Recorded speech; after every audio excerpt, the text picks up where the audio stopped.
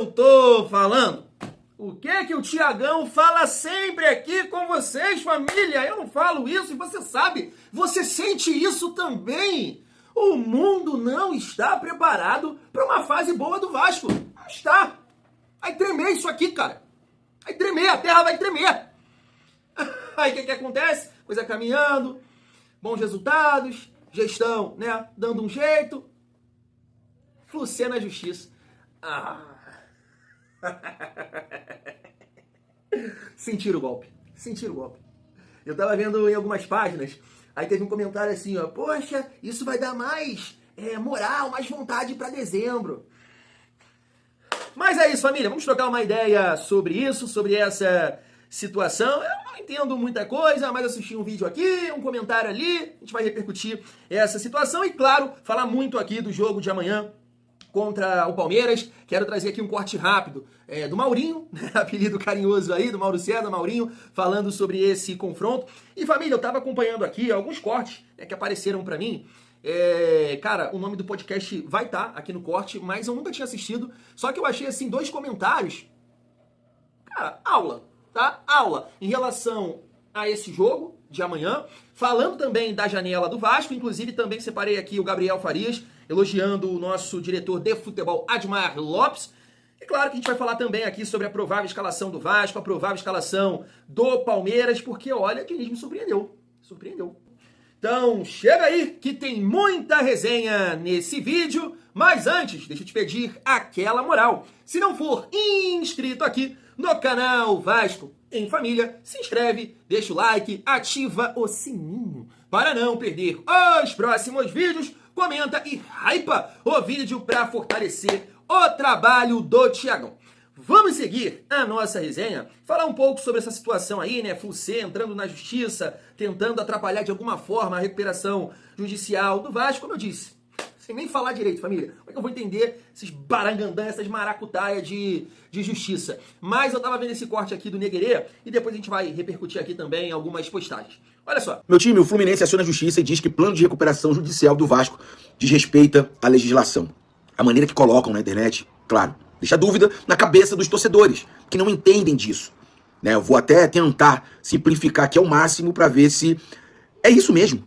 Né? E a galera me perguntando, Neguerê, quais são os impactos que isso pode trazer na recuperação judicial do Vasco? Cara, primeiro, atraso no processo. Pode fazer com que a 4ª Vara Empresarial do Rio de Janeiro analise com mais cuidado o plano do Vasco, né? O que pode atrasar a homologação da RJ. Isso é óbvio. Né? Ainda vai ter que ter uma revisão do plano. Se o juiz entender que há de fato conflito entre a legislação esportiva, né, e o que o Vasco propôs, o clube pode ser obrigado a ajustar o plano para poder, né, respeitar esses créditos esportivos. Isso poderia alterar prazos de pagamento ou condições, né, para credores ligados ao futebol. Né? E qual é o risco que isso pode acarretar, Neguerê? Cara, eu acho que impugnação, né, total, isso não vai acontecer. Ela pode ser de forma bem parcial.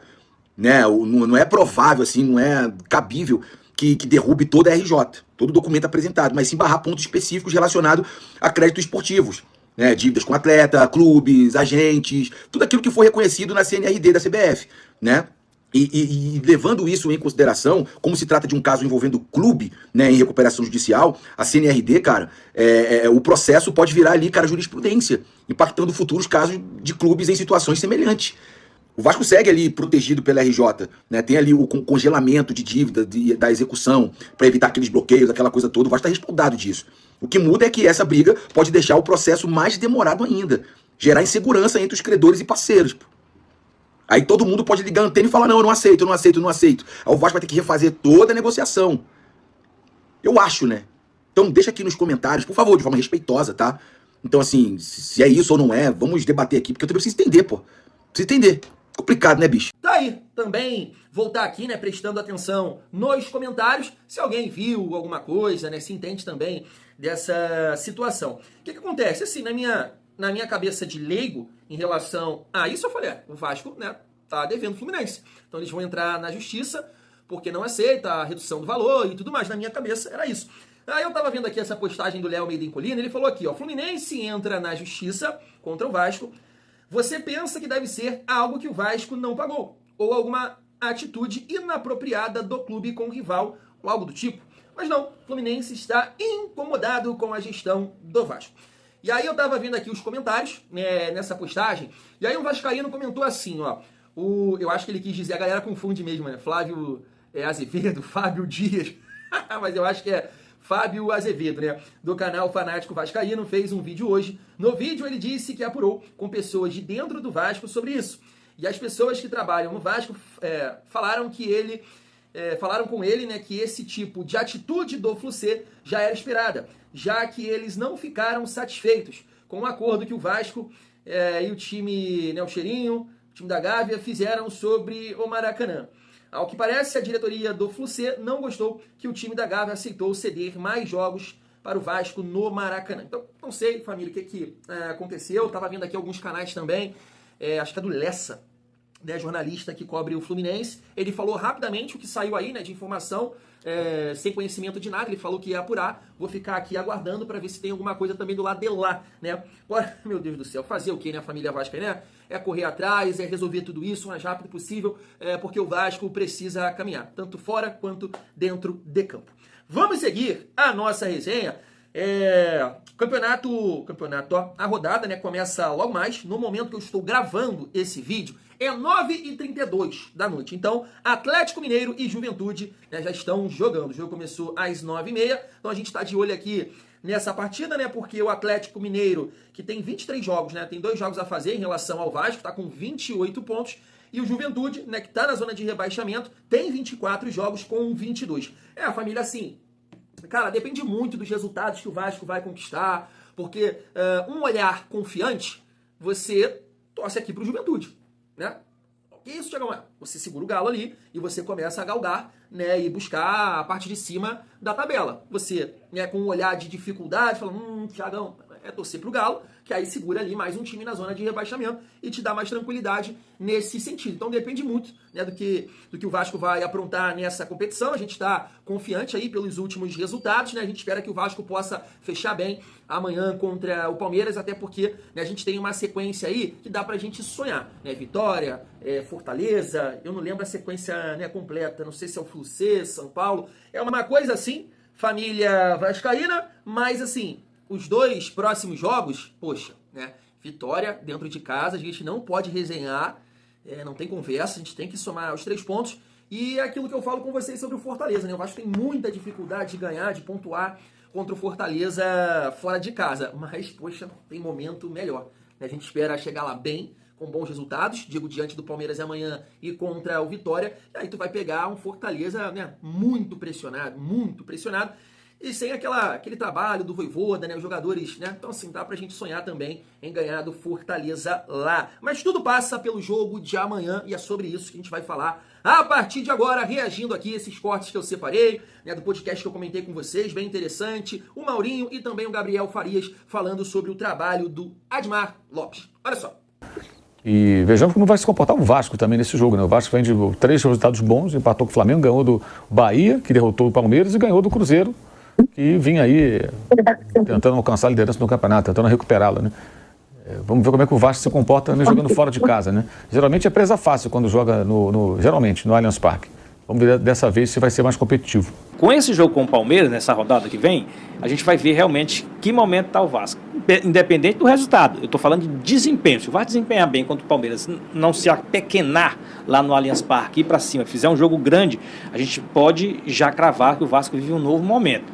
Embora as vitórias tenham sido muito importantes contra o Bahia, contra o Cruzeiro e o empate contra o Flamengo. Mas falta agora a cereja no bolo para a gente confirmar. Bom, o Vasco voltou a ser um time competitivo, que pode jogar de igual para igual com qualquer equipe do Brasil. Então esse jogo contra o Palmeiras vai ser importante para a gente entender como é que está realmente o Vasco da Gama. Você tem que dar César o que é de César, você tem que criticar a hora de criticar e elogiar a hora de elogiar. Os vascaínos criticaram merecidamente muito, diretoria, Pedrinho, Felipe Maestro, Fernando Diniz, todo mundo, pelo elenco deficitário que o Vasco tinha, pela falta de habilidade em janelas. Essa última janela, eu considero que foi a redenção dessa turma. Eu acho que o Vasco fez uma janela muito criativa e muito boa. Sem ter grana, você fazer a janela que o Vasco fez, é de se elogiar.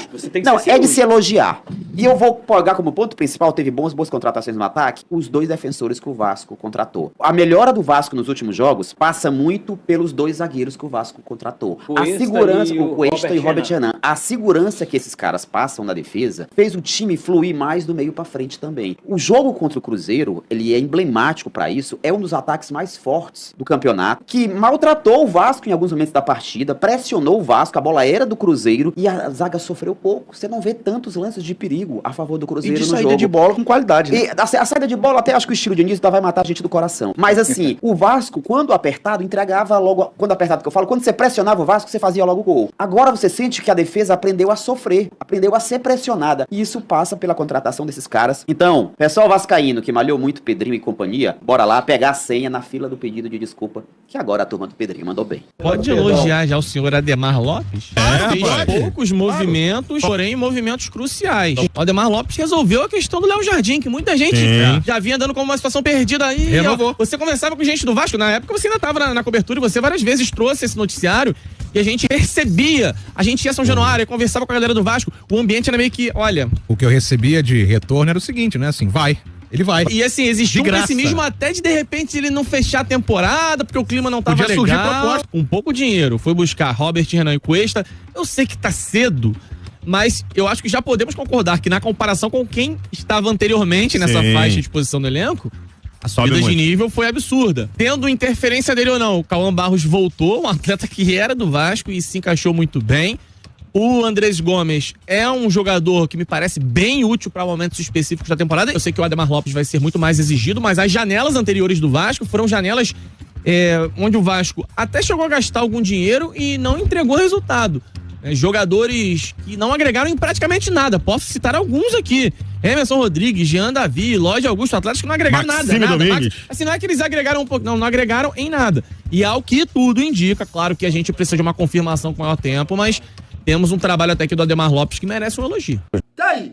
Família, vamos começar falando sobre a janela do Vasco, né? Todo mundo, de um modo geral, fala meio que pisando em ovos, né? Porque, de fato, você vai avaliar da melhor forma no final do ano, né? Tendo conquistado o objetivo, ter um campeonato brasileiro tranquilo, tem a Copa do Brasil também, mas a avaliação de momento, sem palavras, né?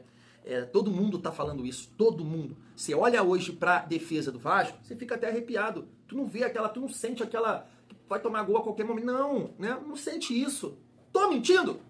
Tô mentindo? Fala a verdade. Tu olha hoje pra defesa do Vasco, tu tem um pouco mais de segurança. Então o que o amigo ali falou, eu entendo perfeitamente. Dentro de campo também isso passa uma confiança pra galera performar, principalmente ali do meio, né, para frente. Então, realmente, a janela foi muito boa com o Cuesta. O movimento do Robert Renan também foi bem interessante. Né? O Cuesta foi acontecendo ali.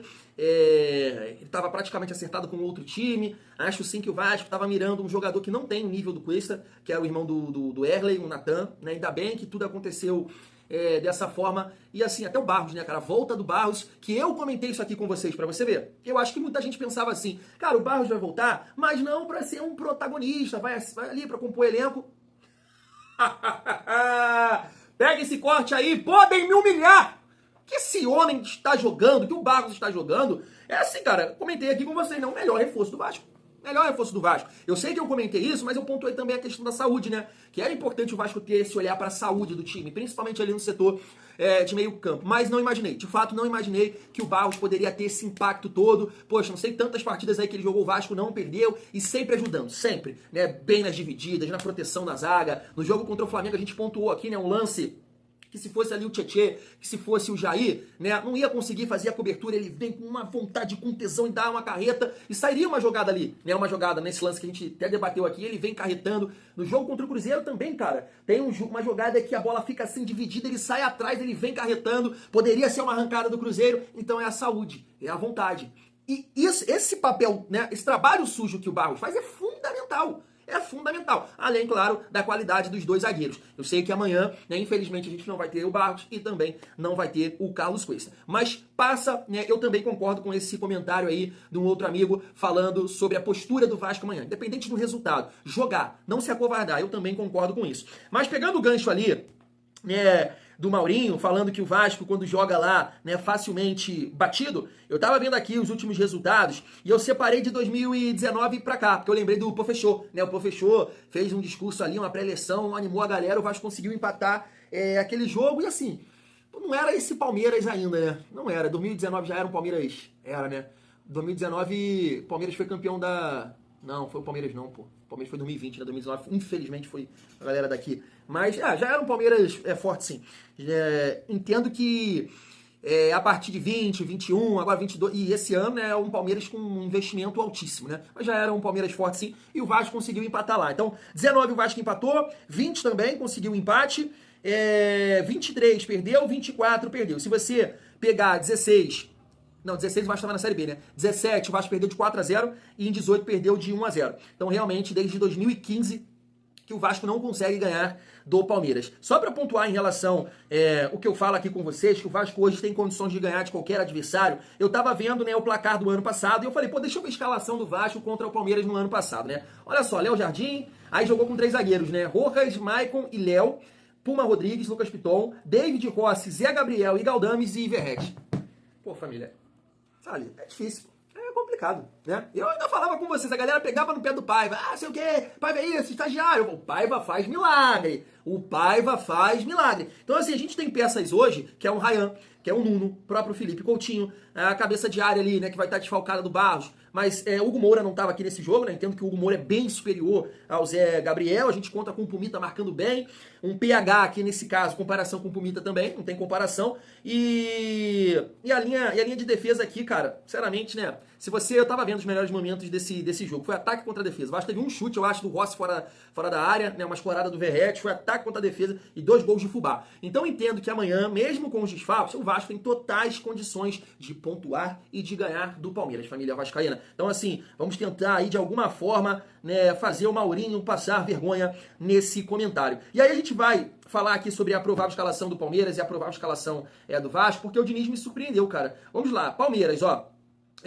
Everton, Giai, Gustavo Gomes e Murilo. Cara, o Piquerez vai jogar, mano. Pô. Aí tem o Jefté, né, que eu falei, tava Jefté, pode ser aqui no lugar do Piquerez, Aníbal Moreno e Andrés Pereira, Felipe Anderson e Rafael Veiga, né, tem a possibilidade do Maurício e do Facundo Torres, Flaco Lopes e Vitor Roque, né. Eu vi que muita gente criticou o Abel Ferreira nesse jogo contra o Bahia, porque machuca ali o Evangelista, o Piquerez não, beleza, entrou um lateral no lugar dele, normal. Mas no lugar do Evangelista ele colocou, acho que o Aníbal Moreno, ou o outro, Emiliano Martinez, se não me engano, não sei o que Martinez. Então são 2 volantes de pegada. Então o Palmeiras não ficou sem esse segundo volante, né? Para ajudar na construção, chegar na frente. Então a galera criticou muito nesse sentido. Ele não vai fazer isso aqui, né? Ele não estava utilizando o Andrés Pereira como segundo volante. Então vai utilizar ele nesse jogo. Deve ser também por ser um jogo dentro de casa. Então vai ter ali o primeiro volante, o Aníbal Moreno, Andrés, né? Que tem recurso, tem muita qualidade. E aí tem a possibilidade de jogar com o meia, que é o Rafael Veiga. E o Maurício e o Facundo, né? Eu acho que o Maurício pode até quebrar o galho de meia, mas, né, entendo que ele é mais atacante, o Facundo é atacante de lado, então tem a possibilidade de jogar ali, né, com 2 volantes, um meia e 2 atacantes, ou jogar com 3 atacantes também. Essa dupla de ataque aqui, Flaco Lopes e Vitor Roque, vai ser um bom teste para a defesa do Vasco. Infelizmente a gente não vai ter o Carlos Cuesta. Em relação ao nosso time, que a gente debateu bastante, né, durante esses dias, e agora no último vídeo eu até falei, cara, eu acredito que ele vai colocar o Lucas Oliveira, para não tirar o Robert Renan da esquerda, e não tinha como você recuar o Hugo Moura, porque senão você ia ficar sem ninguém, né, ali no setor de meio campo. Então eu falei, cara, ele deve optar pelo Lucas Oliveira, fiquei na dúvida entre o Freitas, aí ele poderia puxar o Robert Renan pra cá, mas comentei com vocês, né, ficou muito ruim, cara. Lá contra o Ceará teve muita facilidade de apertar o Vasco em alguns momentos, justamente por essa perna trocada. O Robert Renan tinha um pouco de dificuldade de tocar aqui, de acionar o PH, e aí o Freitas tocava no Puma, o Puma também com essa perna trocada, então não ficou legal, e aí ele optou aqui pelo Lucas Oliveira, né, imagino que vai confirmar isso, vai ser confirmado, porque o Lucas Oliveira acabou também entrando bem ali no jogo contra o Flamengo, né. Puma, Hugo Moura e Tietê, isso aqui é uma outra surpresa. Porque assim, família, tá um tempo, né, tá um longo tempo aí parado, até se você pegar o jogo contra o Botafogo como exemplo, que ele volta depois também de uma lesão e rapidamente sai, só que me surpreendeu. Se o Diniz entende que o Tietê tem condições de jogo, porque Cara, é um jogo para você competir fisicamente. Eu sei que o Matheus Carvalho, ele não passa tanta confiança, né? Não passa. Poderia ser o Paulinho? Sim, poderia ser o Paulinho, mas menos ainda, né? Passa menos confiança ainda. Então, assim, eu achei que ele ia optar pelo Matheus Carvalho, até por ser um jogo que eu acho que o Matheus Carvalho se sente melhor, né? Nesse contexto de você ser pressionado e ele correr atrás, preencher espaço, diferente do jogo ali contra o Ceará. E no comando de ataque, não muda nada, né? Coutinho, Nuno, Ryan e Verratti. Prometi pra vocês que eu não vou mais falar, todo mundo já sabe a minha opinião. Tô aqui pensando, né, com pensamento positivo em relação ao nosso centroavante. Ele, né, não conseguiu marcar ainda na Série A, no Internacional e no Palmeiras, então ele vai ter essa oportunidade amanhã. Contra o Inter ainda vai ter o jogo dentro de casa, né? Com o Palmeiras já era. É agora ou é agora para ele quebrar esse tabu aí em relação ao Palmeiras, né? Então vamos acreditar no Pirata, que tá 5 jogos sem marcar, né? E com bola rolando, só aumenta aí, né? Essa dificuldade que ele tá tendo de cravar, de botar a bola pra dentro da rede. Já falei aqui, já mandei, pudesse falar com o Verratti, alguém aí próximo do Verratti, pelo amor de Deus, fala pra ele trocar essa chuteira aí, um outro modelo da Nike, não tem outro modelo pra divulgar não, quer divulgar isso aí, você não tá dando sorte. Então é isso, família vascaína. Entendo aqui, falando um pouco da parte tática, que o Nuno, né, o Ryan, vão ter que trabalhar muito esse lado sem bola, esse lado defensivo, né, basicamente da forma que jogamos contra Flamengo, contra Cruzeiro, mas sem perder a personalidade, né, tentar jogar também, não ficar somente, né, sendo pressionado. E o Coutinho, acho que é um meio campo ali, que com o Andrés Pereira, e o Veiga, né, no caso, Veiga, Maurício, você só tem um jogador de marcação, então eu entendo que é um meio campo que vai jogar, mas vai deixar o Vasco também trabalhar essa bola. O Coutinho deve ter ali algum espaço para achar, para tabelar, para associar. Então eu concordo muito com um amigo do podcast aí que falou que amanhã é isso aí, cara. E eu venho falando isso aqui com vocês, né? É um jogo para realmente você sustentar, jogar bem, independente do resultado, claro, né? O bom é empatar, é ganhar, tirar essa urucubaca aí de vez, né? Desde 2015 que o Vasco não consegue ganhar, ganhamos com um show do nosso camisa 10 à época, que foi o Nenê. De repente, olha aí, olha a mística aí, que o Felipe Coutinho possa ser decisivo amanhã e nos ajudar a colocar 3 pontos na conta. Fechou? Tamo junto? Até amanhã às 7. Valeu!